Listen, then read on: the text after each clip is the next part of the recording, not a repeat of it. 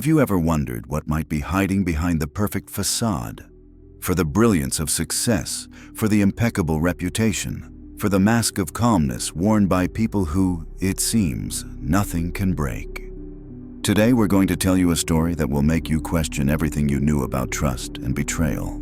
The story of a man whose life was built on a solid foundation, but collapsed overnight because of a single mystery. Are you ready to find out what this mystery was, and who was really pulling the strings in this deadly game? Unfortunate accident or deadly miscalculation? Imagine a quiet, peaceful night. The wind barely rustles the curtains in your bedroom. You sleep, confident that your life is predictable and under control. But what if, at this very moment, just a couple of miles away, a mechanism has already been set in motion that's about to tear your reality apart? And all of this, not by someone else's malicious intent, but by your own old mistake, one you've long forgotten. Today, we're going to tell you how one wrong decision led to a chain of fateful events. A chain that resulted in a person's disappearance, leaving behind only questions and chilling conjectures. Prologue. Shadow over Serene Lake. The summer sunset bled across Serene Lake, painting the sky in hues of molten gold and deep crimson. The last rays of sunlight danced on the water's surface, smooth as glass, where a few fishing boats gently bobbed. Here, in this quiet corner of the world, where time seemed to slow and life obeyed nature's rhythm, nothing foreshadowed the approaching storm. In the distance, on the shore, at the edge of the forest, stood a small but sturdy house, a sanctuary built with love and attention to every detail. Its owner, Arthur Vesper, was a man who believed in stability, in predictability. He built his life according to a clear plan, step by step, brick by brick. It seemed nothing could shake that foundation. But it was on this very evening, as Arthur sat on his porch, watching the last glimmers of sun vanish below the horizon, that a shadow began to deepen. Not the shadow cast by trees, but an invisible, ominous one, creeping into his life, bringing with it a premonition of inevitable disaster. Perhaps it was just the evening breeze whispering of coming changes, or a chill that ran down his spine, unrelated to the falling temperature. But something in the air had shifted, something unseen but palpable, portending the end of an idyll. Chapter 1. The Architect of Silence. Arthur Vesper was a man whose life seemed carved from stone, solid, unyielding, and flawless. At 50, an age when many begin to take stock, he was at the zenith of his success. His architectural firm in the capital was one of the most sought after, specializing in designing unique suburban residences. He built not just houses, but sanctuaries, places where people could escape the world's hustle and bustle, enjoying harmony and peace. The paradox was that Arthur himself was a man for whom peace and solitude were not just professional concepts, but a way of life. He avoided publicity, preferring the solitude of his home on Serene Lake. His wife Sarah was his complete opposite, bright, energetic, full of life. She was the successful owner of a modern art gallery. Her world revolved around exhibitions, vernissages, and interacting with artists. Their marriage seemed an ideal union of two opposites that complemented each other. They had a daughter, 19-year-old Lily, an art college student who inherited her mother's vibrant temperament and her father's pursuit of perfection. Their life was filled with quiet joy, shared dinners, walks along the lake shore, where Arthur taught Lily to identify wild animal tracks, and Sarah sketched, inspired by the landscapes. However, behind this outward idyll lay a small, carefully guarded secret. Not some grand lie, but just a minor distortion of facts that Arthur considered harmless. Early in his career, when Arthur was just starting out in architecture, a unique opportunity presented itself, designing a project for a very influential but extremely shadowy businessman. At that time, Arthur desperately needed money to pay for his mother's expensive medical treatment.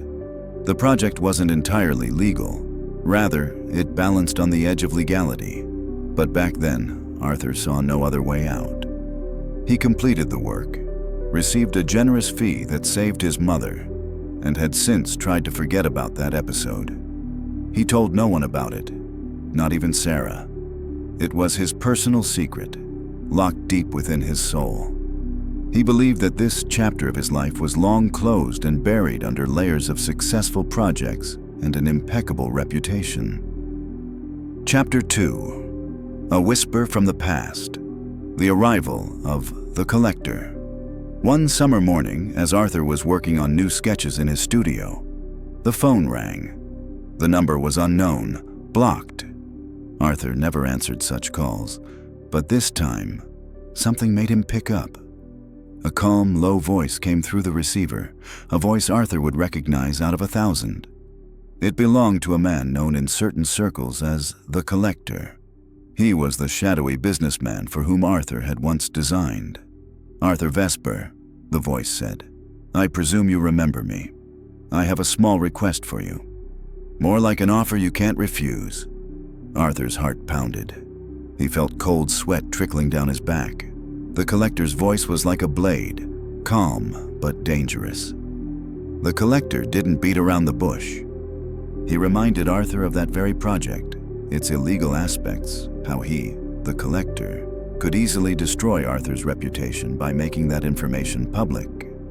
Then he got to the essence of his offer. He needed a new project, as complex and unique as the old one. He wanted Arthur to design a secret hideout for him, impenetrable, hidden from prying eyes, equipped with the latest technology. The deadlines were unrealistic, the demands absurd. "Otherwise," the Collector added, "your flawless life will crumble. Your wife, your daughter, they will find out who you truly are."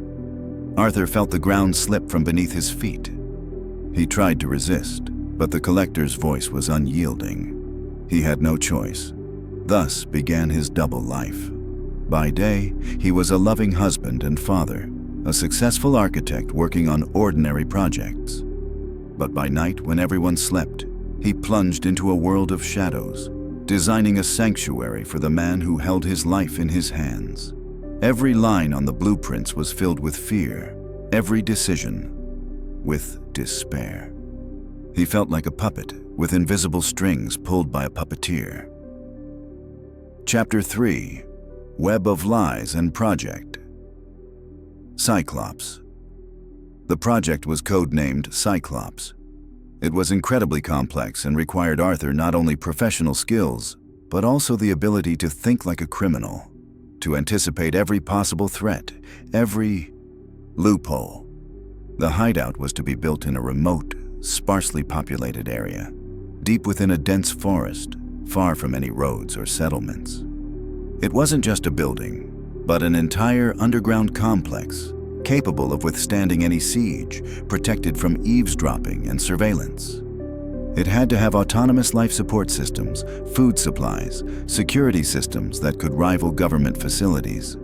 Arthur worked on Cyclops in his secret workshop, set up in the house's basement. He told Sarah and Lily that it was his personal project, requiring absolute concentration and secrecy. Sometimes he spent entire nights in the basement, immersed in blueprints, diagrams, calculations. He lost weight. His eyes were constantly red from lack of sleep, and a certain gauntness appeared on his face. Sarah worried, but Arthur brushed it off, explaining everything away as stress and heavy workload. He felt like a prisoner in his own home, trapped in a web of lies he himself had spun. In addition to the constant pressure from the Collector, Arthur faced another problem. He needed rare and very expensive materials that couldn't be ordered through regular channels. The Collector provided him with a list of contacts, suppliers working on the black market. Arthur, always a law-abiding man, was now forced to interact with dubious characters, track suspicious shipments, and mask his actions. He felt himself sinking deeper into this world of shadows, a world he had always despised.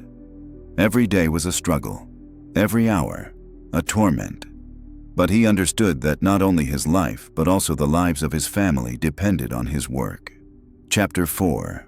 The Unexpected Turn. The Collector's Disappearance. Months passed. Project Cyclops was nearing completion. Arthur felt a growing tension, knowing that the end was near but uncertain of what awaited him afterward. He imagined handing over all the blueprints to the collector and breathing a sigh of relief, forever erasing this man from his life. But fate, as it often does, decided otherwise. One day, when Arthur called the collector again to discuss material delivery details, he didn't hear the familiar cold voice, but an automated message. The subscriber is temporarily unavailable. Arthur tried to call again and again, but the result was the same. At first, he felt a slight relief, then a growing unease. The collector was a man who always stayed on top of things. He never disappeared without a trace. A week passed. 2. No news.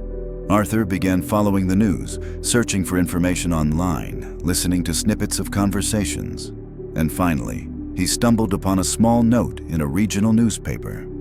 It spoke of the disappearance of a prominent businessman whose name was withheld, but the description indirectly pointed to the collector. He had vanished without a trace. The police were investigating, but there were no leads. Arthur felt a mix of relief and anxiety. On one hand, he was free from the collector's pressure. On the other, what did this mean for Cyclops?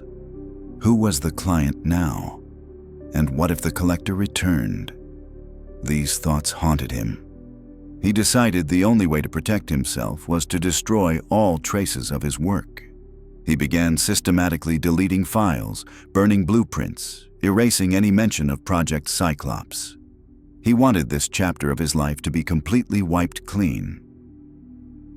Chapter 5. The Shocking Revelation. Sarah's Secret. Finally, just as Arthur thought he had eliminated all evidence, he stumbled upon a small notebook he had never seen before. It lay beneath a pile of old blueprints in his secret workshop. The notebook was thin, with a leather cover, and on the first page, a name was neatly written: Arthur Vesper. Arthur's heart pounded. It was his wife's notebook. What was it doing here, in his secret workshop? He opened it. Inside were not notes about the gallery or art, but detailed, meticulously crafted diagrams, security schematics, evacuation plans, escape routes, and below them, a name and a phone number, a contact. Arthur felt the ground completely give way beneath him. He recognized the name. It was the name of a high-ranking special services officer, a man known for his work in combating organized crime. And next to that name, in his wife's neat handwriting, it was written, The Collector, Subject X, Operation Completion, Serene Lake. At that moment, the entire puzzle clicked into place. All these months, while Arthur fearfully built a sanctuary for the collector, his wife, his beloved Sarah, was working against him. She didn't just know about his past, she used him. The collector hadn't disappeared, he had been neutralized. And the operation had been carried out right here on Serene Lake, where Arthur was building a sanctuary for his family, but in reality, a trap for the collector. Sarah, his Sarah, wasn't just a gallery owner. She was a secret agent working undercover. Her gallery was merely a facade, a cover for operations related to combating organized crime. She used Arthur, his talents, his past, to lure the collector, to trap him. Their entire life, their marriage, their family, all of it was part of a meticulously planned operation. Arthur remembered how Sarah would accidentally leave magazines with reviews of security systems, how she would casually ask his opinion on this or that type of lock, on the reliability of underground bunkers. He attributed it to her curiosity, her interest in his work. But now, everything fell into place. She wasn't just asking, she was gathering information. She wasn't just interested, she was leading him. Epilogue. The price of a secret and a shattered life. Arthur sat in his workshop, Sarah's notebook lying on the table. The world around him stood still. Outside, complete darkness had fallen. Only sparse stars twinkled in the sky.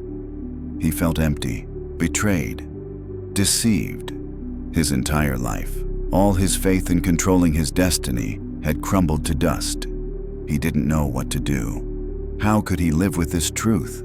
How could he look Sarah in the eye, knowing she had used him? He looked up at the photos on his desk, the smiling faces of Sarah and Lily.